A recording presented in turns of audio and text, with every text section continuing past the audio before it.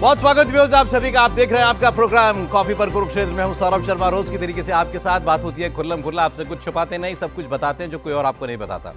अब देखिए, इस वक्त देश में खेल चल रहा है। खेल क्या है? और सारे मीडिया स्टूडियोज में वही खेल खेला जा रहा है। कौन बनेगा मोदी का मंत्री?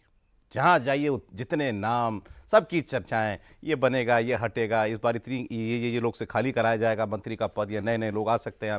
इस बार अलायंस के बहुत सारे लोग हैं जिनको मंत्री पद देना है। क्या करेंगे मोदी जी? तमाम चर्चा आप इतने दो तीन दिन से सुन ही रहे हैं।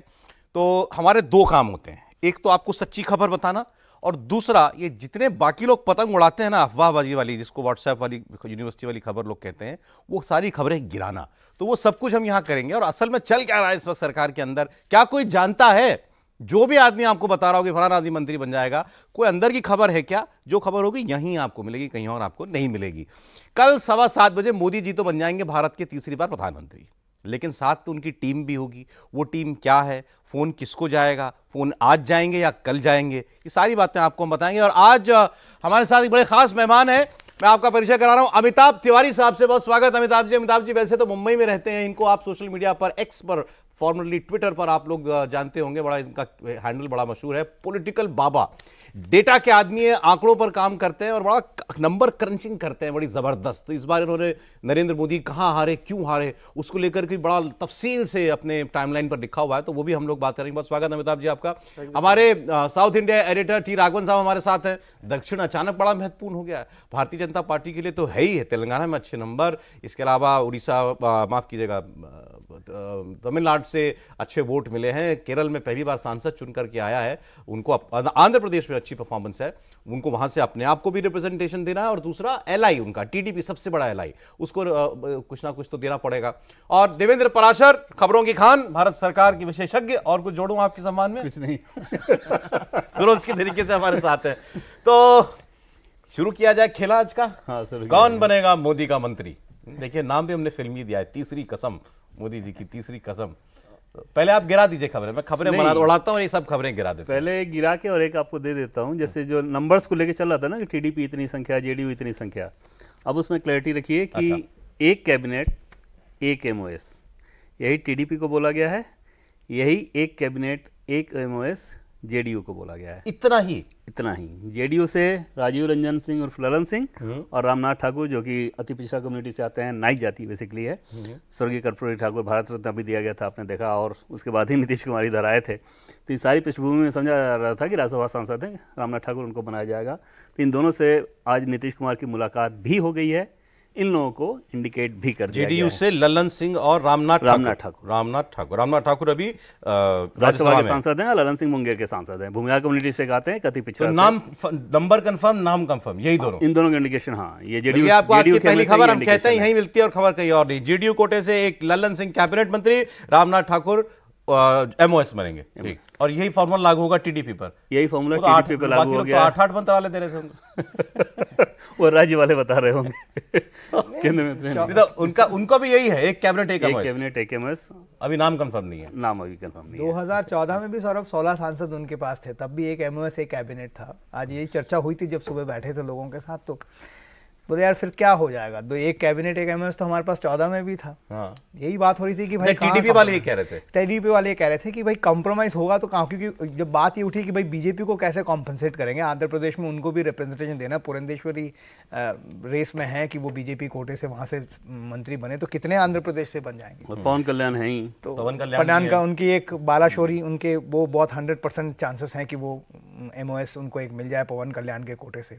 एक एमओएस पवन कल्याण को, हाँ, एक एमओएस मिलेगा। यहाँ पर ये 2+2 चाह रहे थे, लेकिन जब देवेंद्र भाई कह रहे हैं कि 1+1 होगा, तो वो तो बहुत कैजुअली एक नेता ने बोला कि यार तो 14 में भी था हमारे पास, तो अब हमको क्या एक्स्ट्रा क्या मिला।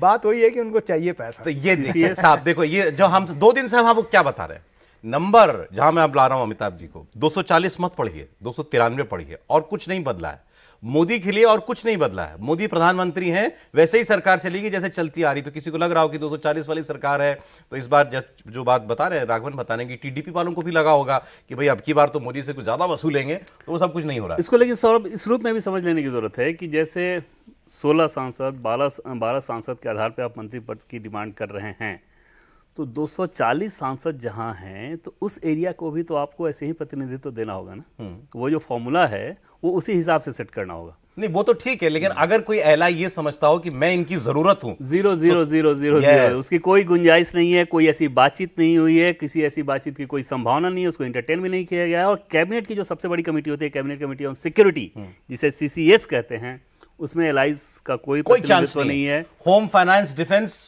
बिल्कुल नहीं, एक्सटर्नल अफेयर्स, उसमें कोई बातचीत तक नहीं हुई, ना ही कोई उधर से डिमांड था, ना ही कोई उस पर बातचीत हुई है, ना ही उसमें कोई सी गुंजाइश को देखा जा रहा है। उसमें एक महिला, खबर नंबर 2 जी। और तीसरी चीज कि उसमें अभी जो सीसीएस का कैरेक्टर है, हमें टॉप सोर्सेज ने ये बताया कि ये कैरेक्टर ऐसे ही जारी रहेगा, यानी कि उसमें एक महिला रहेंगी आगे भी सीसीएस में। यही रहेंगे 4, ये नहीं किया आपने, ये नहीं कहा कि यही 4 रहेंगे, आपने कहा कंपोजिशन ऐसी रहेगी, ये एक फीमेल उसमें रहेंगी। कुछ कल के लिए भी छोड़ दीजिए।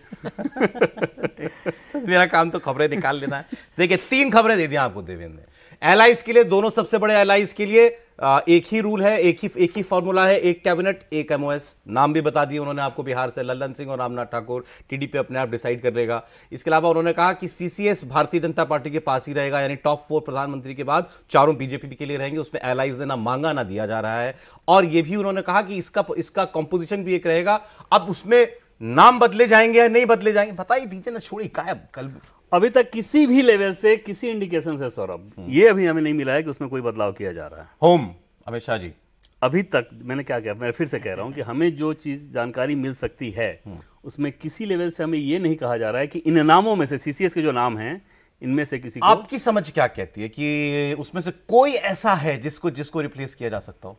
नहीं, मेरी समझ जो अभी कह रही है उसमें मुझे ऐसा सीसीएस में ऐसा बदलाव नहीं नजर आ रहा है। ना समझ ये इशारा कर रहा है, ना ही कहीं से हमें इंडिकेशन मिला। हालांकि समझ सकते हैं आप, ये इतना बड़ा फैसला है कि प्रधानमंत्री के लेवल पे होगा और वहाँ से कोई इंडिकेशन नहीं है और उनसे जुड़े हुए लोगों से भी कोई इंडिकेशन नहीं है। लेकिन इसके अलावा जो सोर्सेज हो सकते हैं उसके हिसाब से मुझे लग रहा है कि सीसीएस में हमें ये बताया गया है कि कोई अभी छोटा सा क्लिप आप काटिएगा यूट्यूब पे जाकर के और उनको फॉरवर्ड कीजिएगा जो होम दे रहे थे किसी को, एलआई को ना। बहुत लोगों ने होम दे दिया था, डिफेंस भी दे दिया था कि टीडीपी वाले जो है वो चाह रहे हैं कि हमको ये मिल जाएगा। कुछ नहीं। सौरभ, हैरानी की बात यह है कि ऐसी चीज टेबल पे आई तक नहीं है कभी, और किसी लेवल पे नहीं आई है। फिर ये बात आती कहाँ से है? अमरावती तो कुछ और चाहता है सर। अमरावती कुछ और चाहता है। अमरावती क्या चाहता है? पीयूष गोयल, वित्त मंत्रालय पीयूष गोयल चाहते हैं वो। क्यों? उनके पीयूष गोयल और चंद्रबाबू नायडू की अच्छी बनती है, बहुत जबरदस्त केमिस्ट्री है। अच्छा, तो वो चाहते हैं पीयूष गोयल को फाइनेंस मिल जाए, क्योंकि उनसे उनको डेवलपमेंट पैकेज, जो भी के डेवलपमेंट के लिए फंड सब लिंक्ड है। वन पॉइंट एजेंडा है। वो आंध्रा के लिए जो चाहते हैं वो सरकार जितना करेगी वो करेगी। उसके लिए हमारा या हमारी पसंद का आदमी हो ये तो जरूरी नहीं है। जरूरी नहीं, लेकिन पर्सनल केमिस्ट्री बहुत वर्कआउट कर जाती है। अदरवाइज भी आप देखिए प्रताप जी, तो फाइनेंस मतलब पीयूष गोयल का एलिवेशन हो सकता है, ये तो चर्चा में चल रहा है। लेकिन इसकी वजह ये जो अभी उन्होंने नई ये बात बताई है कि चंद्रबाबू नायडू भी उनको पसंद करते हैं पीयूष गोयल को। यहाँ तो इनकी ये साहब के साथ तो उल्टा हो जाता है मोदी जी के साथ। अगर कहीं कोई पसंद दिख जाती है तो तुरंत पहले आउट कर देते हैं। मीडिया में अगर नाम दिख गया आउट करो, कोई किसी ने लॉबिंग कर दी उसको आउट करो, उसके बाद फिर बाकी सोचना शुरू करते हैं। और अगर ये बात पता चल जाए, शो देख रहे होंगे तो वो करेंगे भाई क्यों मेरी बात कर रहे हैं।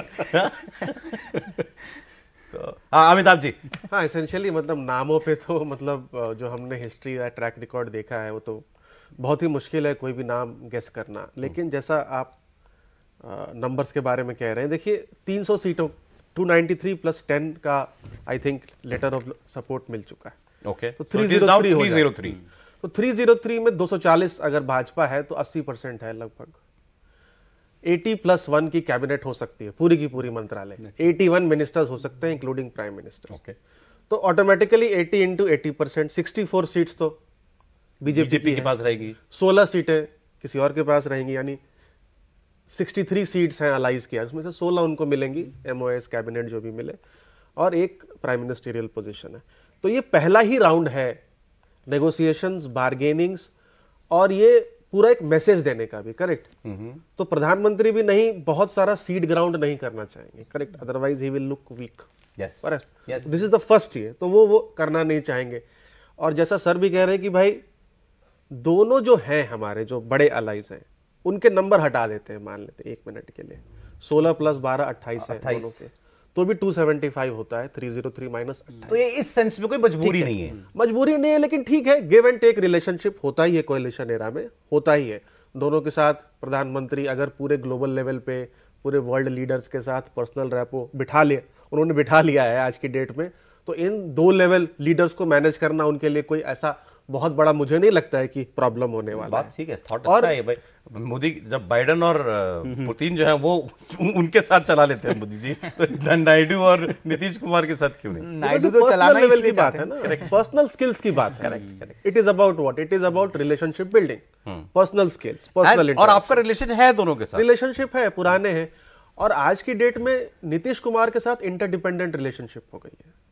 दोनों जगह हो गई, बिहार और आंध्र, बिहार और एनडीए की सरकार, एनडीए की सरकार दोनों जगह है। और मुझे लगता है कि एक जो बार्गेनिंग चिप है बीजेपी के पास, ये दोनों ही लीडर्स आज की डेट में अपने फैग एंड ऑफ करियर पर हैं, यानी लास्ट टर्म्स पर हैं नीतीश और नायडू अपने एज के हिसाब से भी। अब दोनों को, क्योंकि रीजनल पार्टीज हैं, सत्ता का स्थानांतरण करना है, कभी ना कभी करना है इन नेक्स्ट 5 इयर्स। नारा लोकेश को बिठाना है उस पोजीशन नारा लोकेश चंद्रबाबू के बेटे। हाँ, और जीत गए। जेडीयू में भी चर्चा हो गई है अब कि निशांत कुमार जो पहले डिसइंटरेस्टेड थे, अब उनको भी कोई ना कोई बड़ा पद खबर आपने देखी? सच में अभी 2-3 दिनों से उनका चेहरा वेरा सोशल मीडिया में आने लगा है, और वो कि मैं पॉलिटिक्स में आ रहा हूं, ऐसा उन्होंने कहा भी है। क्योंकि रीजनल पार्टी फैमिली कंट्रोल के बिना नहीं चलती। अब आज की डेट में बीजेडी का फ्यूचर क्या है?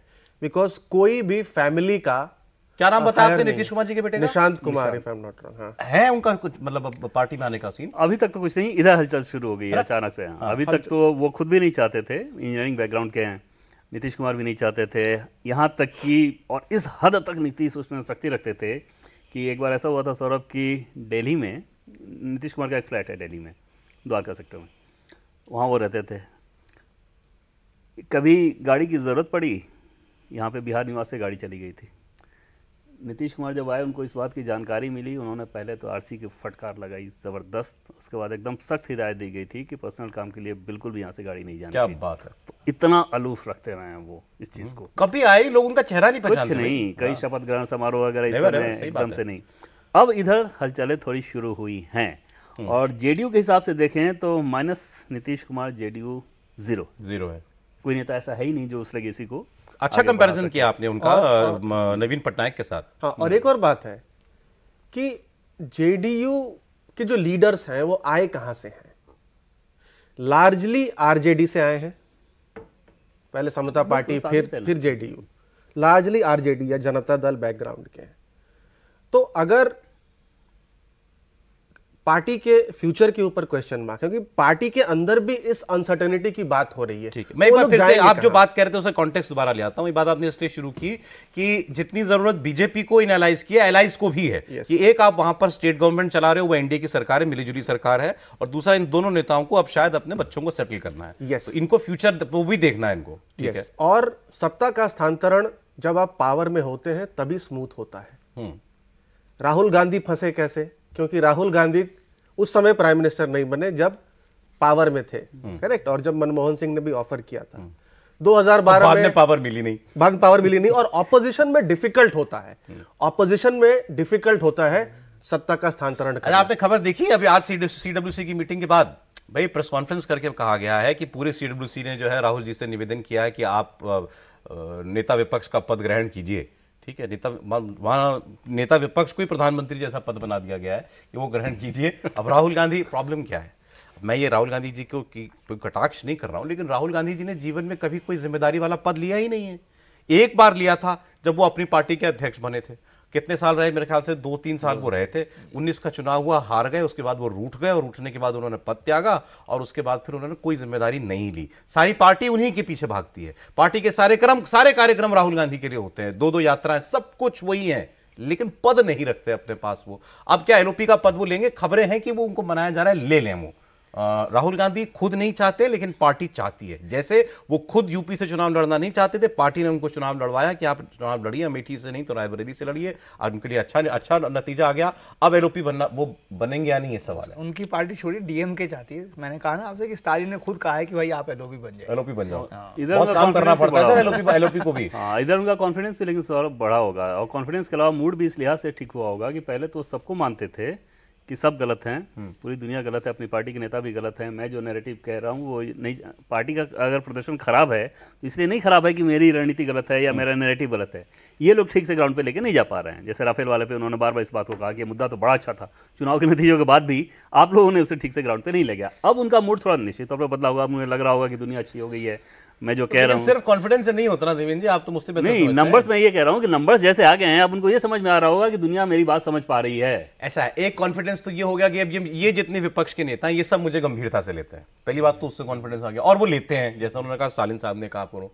अब उनको लगता है कि बाकी दुनिया भी मुझे और गंभीरता से लेने लगी है, अब ये बीजेपी वाले भी उनको लगता होगा कि हाँ इसमें कुछ दम है, मैंने पार्टी को डबल कर दिया भाई, 52 से मैं 99 पर लेकर के आ गया। लेकिन जो मैं बात पहले कह रहा था, एलओपी का पद ये नहीं है ना कि आप आए और आपने प्रेस कॉन्फ्रेंस में धाड़ धाड़ धाड़ धाड़ 4 डायलॉग मारे और चले गए।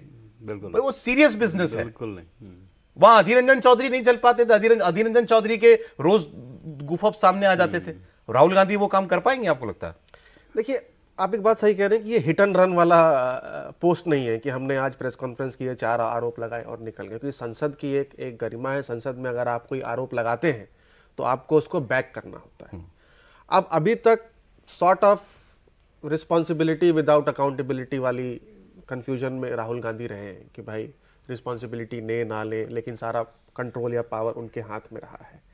अब अगर सीटें दुगनी हुई हैं और प्रेशर है पार्टी से या अलाइज से, तो उनको वो पद लेना चाहिए। मुझे तो खुशी होगी कि अगर वो पद ले ले और एक अच्छा हमें देखने को मिले, डिबेट्स हो, अच्छी बातें हो, पुराने जैसे डिबेट्स होते थे। मुझे राहुल गांधी का एक मेमोरेबल भाषण आप बता दीजिए, जो आपको याद हो वही बता दीजिए। लोकसभा में पिछले 20 साल से हैं, एक भाषण बता दीजिए मुझे। वही मैं कह रहा हूं कि अब उनके पास ये मौका है कि इस चीज को न्यूट्रलाइज करने का।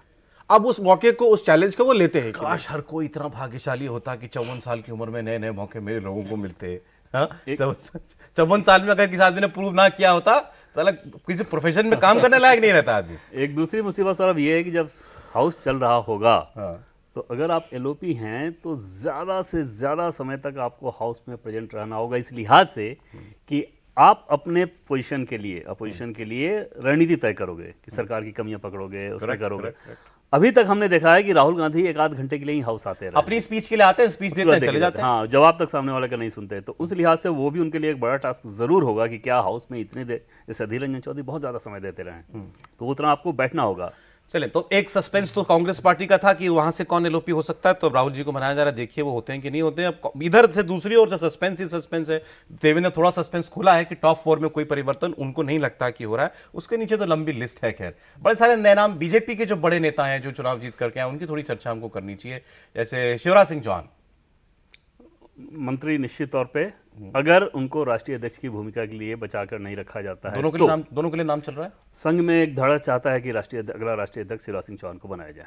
और यहाँ नंबर 1 नंबर 2 क्या चाहते हैं सरकार के? अब वो तो लिस्ट में पता चलेगा। वो पहले कैसे पता नहीं, उनकी इक्वेशन कैसे है उनके साथ?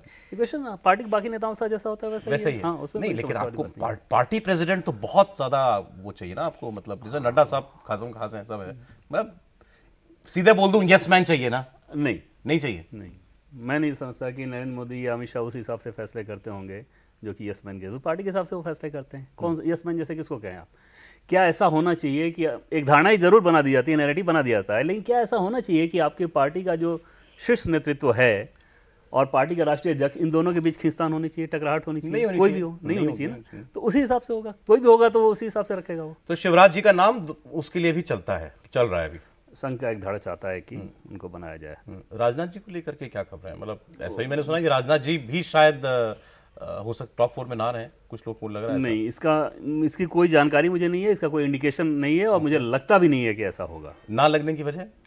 जिस तरह से इंपॉर्टेंस उनको लगातार मिलते रहा है, ऐसी कोई वजह नहीं कि उनको इसमें ना रखा जाए। ओके, ठीक है। गडकरी साहब का एलिवेशन हो सकता है टॉप 4 में? नो, एकदम नहीं, बिल्कुल नहीं। बिल्कुल, ये आपने बड़ा क्लियरली, बड़ा एम्फेटिकली आपने कहा नो। इसलिए कि इधर की जो एक्सपर्टाइज है और जो एक्सपर्टाइज वो ऑलरेडी प्रूव कर चुके हैं, वो दोनों फार अहेड, काफी अंतर है दोनों में। तो वो जहाँ पे प्रूव कर चुके हैं वहीं पे, बट डेफिनेटली जो है उनके पास वो रहेगा। हाँ, बिल्कुल। और कोई नाम याद आ रहा है आपको बीजेपी? नहीं, मतलब जो है वो रहेगा या कोई और मंत्रालय रहेगा वो नहीं पता मुझे, लेकिन इधर सीसीएस वाले नहीं, सीनियर कैबिनेट मिनिस्टर वो रहेंगे। ऑलराइट, प्रहलाद जोशी का क्या होगा? बड़ा गॉसिप है कि स्पीकर बनाए जा रहे हैं। प्रहलाद जोशी जी, ओके। स्पीकर जिसको बनाया जाएगा ना सौरभ, जैसे प्रहलाद जोशी हर पैमाने पे उस पर फिट उतरेंगे।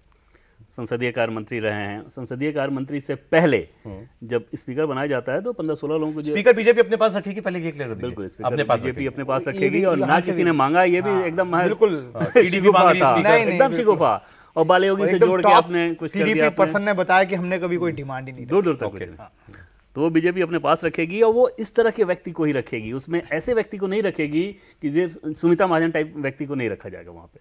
अच्छा, क्योंकि आप देखते हैं कि हाउसेज अब कितने लंबे लंबे समय तक चलते हैं, कई बार रात रात तक चलते हैं, तो वहाँ पे टफ आदमी वहाँ में जाले कई ओम बिरला जाएंगे तय, रिपीट करने का कोई इंडिकेशन नहीं है, कोई इंडिकेशन नहीं है। इनको जोशी को स्पीकर बनाने से एक कर्नाटक का भी इक्वेशन थोड़ा सेट होता है। जेडीएस को वहाँ एक एक्स्ट्रा अकोमोडेशन देना है, पार्टी कम की है वहाँ पर, वहाँ से काटने हैं उनको। 6 थे लास्ट टाइम, तो 6 में से कम करेंगे तो ऑब्वियसली जब प्रहलाद जोशी यहाँ आ जाएंगे तो वहाँ पर फिर बाकी लोगों को वहाँ पर वो अकोमोडेट कर पाएंगे। लगता है कि बहुत सारी संकेत जो है हाउस को प्रिजाइड करने का अनुभव है उनके पास ऑलरेडी। प्रिजाइड नहीं, हाउस को भी प्रिजाइड करने का, वो उस लिस्ट में रहे हैं हमेशा। अच्छा, 15-16 लोगों की लिस्ट में वो हमेशा ही रहे हैं। दक्षिण से कोई और बड़ा चेहरा, बड़ा नाम जिसकी चर्चाएं सुन रहे हो आप?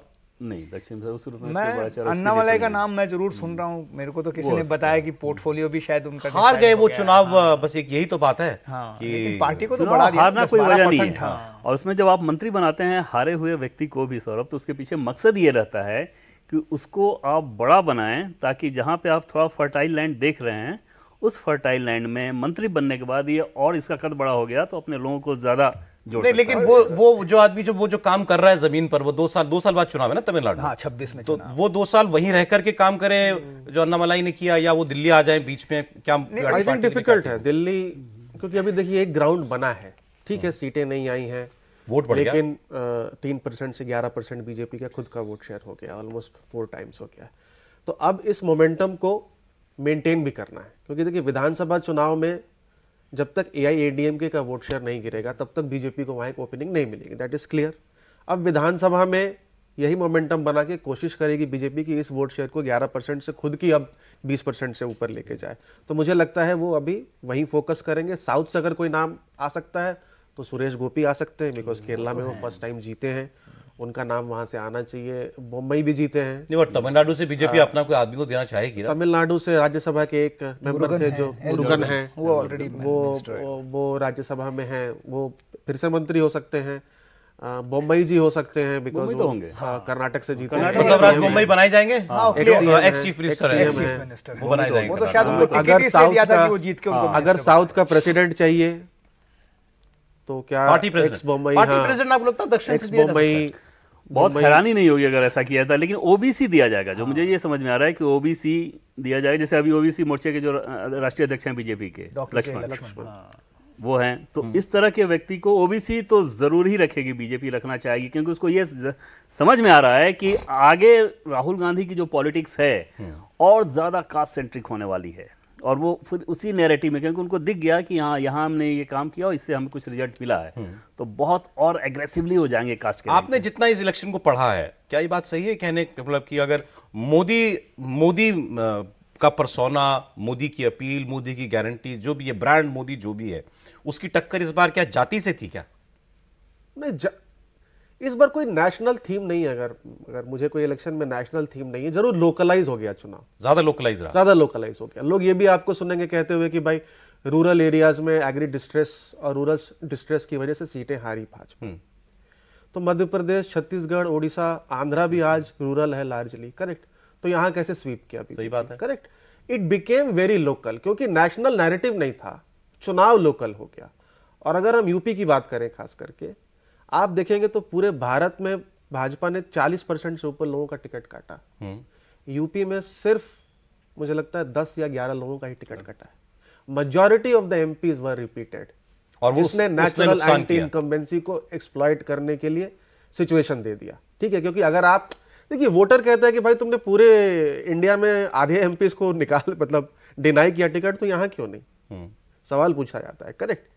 और फिर होता है कि भाई अगर मेरे एमपी ने काम नहीं किया, 400 सीटें आ रही हैं, तो चलो एक प्रोटेस्ट वोट करते हैं, इसको ड्रॉप हो जाए, वैसे भी पार्टी जीत रही है, करेक्ट। बट ये डिजीज अगर बहुत सारे कॉन्स्टिट्यूएंसीज में फैल जाए, जो कि 2018 मध्य प्रदेश में जब मैं था वहां पर, तो यही हुआ था। 109 114 5 सीटों का आंकड़ा। क्यों? 20 मंत्री हार गए थे 33 में से जो रिपीट हुए थे। आपको लगता है यूपी में यही हुआ इस बार? यूपी में इसका बहुत बड़ा रोल है। एमपी से नाराजगी। यूपी का एक सर्वे ऐसा था सौरभ, जिसमें पार्टी के पास ही, पार्टी के एक नेता ने नहीं बताया कि उन्होंने एक सर्वे कराया, उस हिसाब से कई सारे सर्वे थे, उसमें यह बताया गया कि ये 35 उम्मीदवार जो हैं इनका टिकट तो बिल्कुल नहीं होना चाहिए, इसको आप लोग बदलिए। बताइए। या तो उनको ये लग रहा था कि नहीं, ये फीडबैक ठीक नहीं है। अलग अलग कई सारे होते हैं ना, तो उसमें उस फीडबैक को नहीं माना गया था। अगर हम ये सारे सिटिंग नहीं थे, लेकिन 35 उम्मीदवार मैं कह रहा हूँ, 35 उम्मीदवार, अगर यूपी को हटा दें तो 1 आउट ऑफ 2 एमपीज पूरे इंडिया में बदले गए, यूपी को हटा दिया जाए तो। और वहां आपने 10% 11% एमपी बदले। एमपी अब यूपी जो है बड़ा इंटरेस्टिंग इसलिए हो गया कि भाई अब जीते हुए लोग कम आए आपके, और यूपी को तो देना ही है, उसका शेयर देना ही है।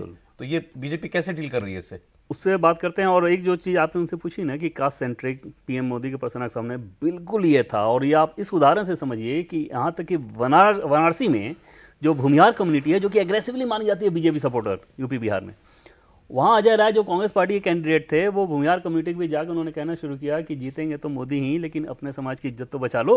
और देखिए उस व्यक्ति ने चुनाव को कहाँ पहुँचा दिया। दूसरा आरक्षण वाला, कि जो बीजेपी सपोर्टर हैं वो पूछ रहे थे कैंपेन में लगे हुए लोगों से वाराणसी में कि क्या अपनी सरकार आ जाएगी तो इस बार आरक्षण खत्म कर दिया जाएगा। वो ये बाकायदा मीटिंग में ये चर्चा होती थी। इस बात जात भी चल गई और ये डर भी चल गया। SC ST वाला तो चल गया, क्योंकि अगर आप SC ST सीट्स में भी टैली देखें बीजेपी की, तो वो 20-22 सीटें कम हो गई। बीजेपी रियलाइज्ड कि ये SC ST का नैरेटिव कैसे बूथ लेवल पे ST रिजर्व सीट में पहुंच गया, बिकॉज इट इज बहुत दिक्कत। पिछली बार न्याय का नारा था, लोगों को मालूम ही नहीं था। करेक्ट। तो जब उनका एनालिसिस उन्होंने जब किया, जितना मुझे समझ में आया, तो उन्हें यह पता चला कि भाई इन द लास्ट 5 years तो SC ST कम्युनिटी का भी अपलिफ्टमेंट हुआ है because of various schemes, cash, income support etcetera. और कोविड की वजह से खास करके उस वक्त लार्जली हर घर में अब फोन हो गया, बिकॉज बच्चे को पढ़ाई करनी है। तो सोशल मीडिया नैरेटिव जो है वो इतना मजबूत था कांग्रेस का, और वो पहुंच गया। कांग्रेस की बात घर घर पहुंच गई। तो जो बीजेपी के को एक पन्ना प्रमुख मॉडल का क्या एडवांटेज है? 2 एडवांटेज है। एक अपना मैसेज कम्युनिकेट करने में, और दूसरा वोट के दिन दिलाने में। तो ये जो मैसेज कम्युनिकेट करने वाला जो एडवांटेज था, वो न्यूट्रलाइज हो गया, बहुत न्यूट्रलाइज हो गया। अब मैं आपसे कह रहा था यूपी को कैसा प्रतिनिधित्व दिया जाएगा? हाँ बिल्कुल सर, वो एक बड़ा चैलेंज इस लिहाज से है कि आपको आगे भी देखना है कि बिना प्रतिनिधित्व दिए कैसे। जैसे जाट के ही सबसे पहले बात कर लें तो जाटों में जयंत चौधरी के भरोसे ये बीजेपी नहीं रहना चाहिए। चौधरी को मंच पे क्यों नहीं बैठाया भाई, ये बता दीजिए आप। क्या था वो? बड़ी चर्चा है उसमें जो बताया गया हमें, उसमें ये बताया गया कि जितने लोग बैठे हैं, जैसे प्रधानमंत्री जी बीजेपी के राष्ट्रीय अध्यक्ष होने के चलते, नीतीश कुमार मुख्यमंत्री होने के चलते, चंद्रबाबू नायडू के बारे में बताया गया वुड बी CM होने के चलते, पवन कल्याण वुड बी डिप्टी CM होने के चलते, जीतन राम मांझी पूर्व मुख्यमंत्री होने के चलते। एक नाम जिसको लेकर चर्चा हो सकती है अनुप्रिया पटेल। मैंने पूछा कि वो क्यों बैठी थी, उनके पास तो एक ही सांसद है। तो उसमें ये कहा गया कि अनुप्रिया पटेल क्योंकि यूनियन मिनिस्टर हैं, महिला हैं, तो इस लिहाज से उनको वहाँ पर जगह दी गई थी। और जयंत चौधरी जहाँ बैठे थे, ऐसा नहीं था कि वो दर्शक दीर्घा था, वहाँ बीजेपी शासित वाले जितने राज्य, योगी आदित्यनाथ, भजनलाल शर्मा, पुष्कर सिंह धामी, ये सारे एलआई तो है ना। एलआई तो और भी बहुत सारे थे ना, तमिलनाडु के जैसे बहुत सारे थे। तो वो फिर कतार तो इतनी लंबी हो जाती है। अभी यूपी में इतना बड़ा झटका लेकर के आए हैं। कुमारस्वामी हो गया कि जाट नेता को बैठे थे आगे, जाट नेता को मंच पे नहीं वो जो नोटिस करने लायक था वो सिर्फ जयंत चौधरी नोटिस हो रहे थे कि ये पता नहीं कैसे है। लेकिन हमने उसको उसी समय पूछा था सौरभ, ये क्यों ऐसा हो गया, क्योंकि अंदर तो फोन था नहीं था, हमें नहीं पता था कि अपोजिशन के आरोप लगाएगा नहीं लगाएगा, लेकिन उस समय हैरानी हुई कि कैसे, तो ये बताया गया था। तो जो बताया गया वो मैंने बताया। अब आप बात करते हैं, 2 मिनट ही मेरे पास, यूपी में क्या हो सकता है मंत्री? जैसे जाट के बारे में मैंने शुरुआत की, अब राजकुमार चाहरी के पास दूसरे जाट हैं, वो SP सिंह बघेल दलित। मतलब इस बार कोशिश ये की जाएगी, ब्राह्मण में 2 नाम इनके पास हैं, जितिन प्रसाद या महेश शर्मा, तो उन 2 में से एक। कोशिश ये की जाएगी कि हर एक पॉकेट को आप रिप्रेजेंटेशन ठीक से दे दें, और ख़ास तौर पे पिछड़ा, अति पिछड़ा या दलित, उस नैरेटिव को तो और ज़्यादा साधने की कोशिश की जाएगी। रीजन भी और कास्ट भी, क्योंकि उसमें आपको चोट पहुंची है। तो उस चोट पूर्वांचल में देखे, जैसे भदोही से एक बिंद सांसद इस पर बने हैं, उनको दिया जा सकता है। तो इस तरह की कोशिश ज़रूर होगी जिससे कि आगे ये माहौल कैरी ना कर जाए। और पार्टी के भीतर सौरभ, चाहे नतीजों को लेकर जो कुछ भी कहा जाए, सीरियस रीथिंकिंग उत्तर प्रदेश की रणनीति को लेकर हर लेवल पे है, क्योंकि उसे पार्टी एकदम से झटका के तौर पे देख रही है, और पार्टी इसके लिए तैयार नहीं थी। ओके, मतलब मोदी जी इस बार मतलब सर नट बोल्ट कस रहे हैं एकदम। वो आपको दिखेगा कि उसका वो करना ही पड़ेगा। ऐसे नतीजे आपको सीधे दिखा रहे हैं कि आगे पता नहीं। अब जो बात अभी चली, खैर आखिरी मेरा सवाल ही होगा, जो अभी जैसे उन्होंने कहा कि पूरे देश में आपने अपने सांसद बदल दिए, यूपी में नहीं बदले तो नुकसान हुआ, मतलब आपको हैरानी होगी अगर हम बिल्कुल नई कैबिनेट देखें इस बार? ऐसा नहीं हो रहा है, क्योंकि पॉलिटिकल कंपल्सन का तो आपको ध्यान रखना होता है ना। जो बड़े बड़े चेहरे हैं, जैसे बिहार का ही उदाहरण उठा के देख लें, कहीं भी बंगाल का उठा कर देख लें, शांतनु ठाकुर जीत के आए मान लीजिए, मथुरा संप्रदाय के, आपको बुलाना ही पड़ेगा।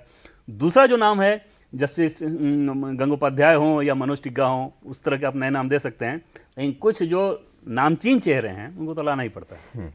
ठीक, तो देखिए काफी सारे नामों पर आज हमने चर्चा की है। इनमें से कल अगर कोई नाम आपको वहां पर बैठा हुआ दिखाई दे तो किसी को बताइएगा जरूर। लोगों को कॉफी पर कुरुक्षेत्र में हमने इन नामों को सुना था।